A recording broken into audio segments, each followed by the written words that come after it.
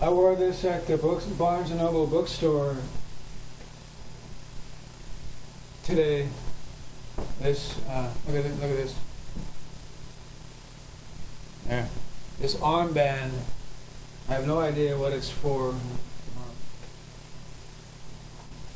where it came from. I found this lying on the sidewalk.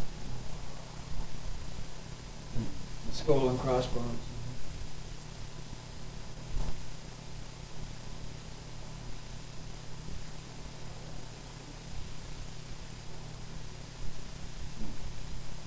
That may be why the agent came in.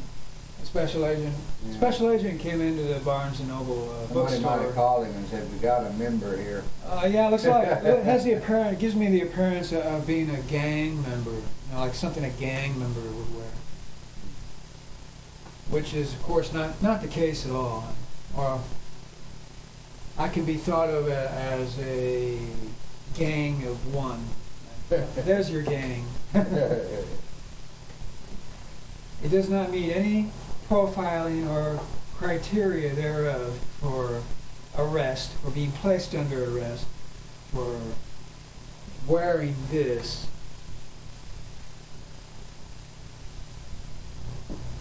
But again, as we have been saying all along, there is a whole lot wrong with police profiling. It's become something like of a matter of an agenda of some kind with socialist types, which is what all police officers are for the most part. 98%, definitely. And he worked for the government. Yeah, but that is anti-American government there. It does not fit with the Bill of Rights. It does not fit with the United States Constitution, freedom of expression, freedom of speech.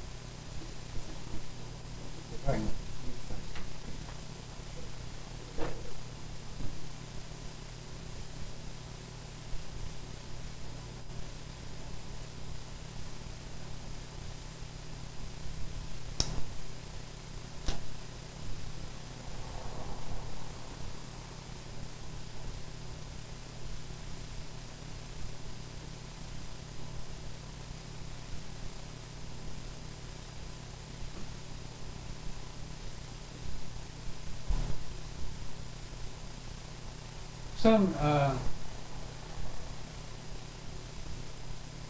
fat ass of a bureaucrat looking person, looked like about my age, or could be around, maybe over 60, maybe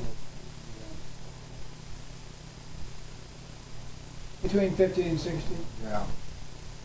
Walked up to our table at Barnes & Noble bookstore and asked me like a police officer, like, you know, I am somehow required to answer. What is that, man? What is that stuff you're reading? Something like that. Can I ask you what you're reading? He's referring to all the books on my table, and so right away I said to him, "No, you can't." Right. And this sensation rose up of like I was a feeling like I was punched in the nose, you know, without it actually happening. It was just a sensation, like an inner sensation that I was punched in the nose. So I started saying it openly. Wow, I'm starting to feel like I just got punched in the nose.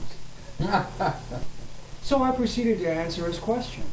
I started reading some material and even discussing openly for him to hear. He's only 10 feet away from me, to answer his question.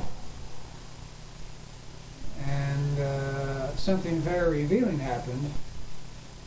he was not sincere. He didn't care what I was reading. He didn't care about what the material was sitting on the table in front of me. I had two copies of the Koran. I'm a student of the ideas and so-called teachings of Saint Muhammad, and so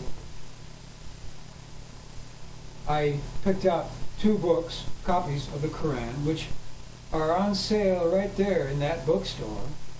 Brought them over to the table. I had two of them open, and I was reading, studying,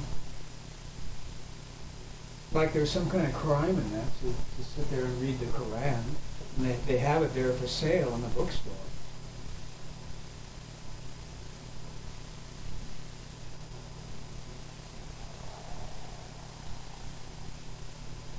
And began openly and loudly enough discussing ideas of Saint Muhammad in the Koran.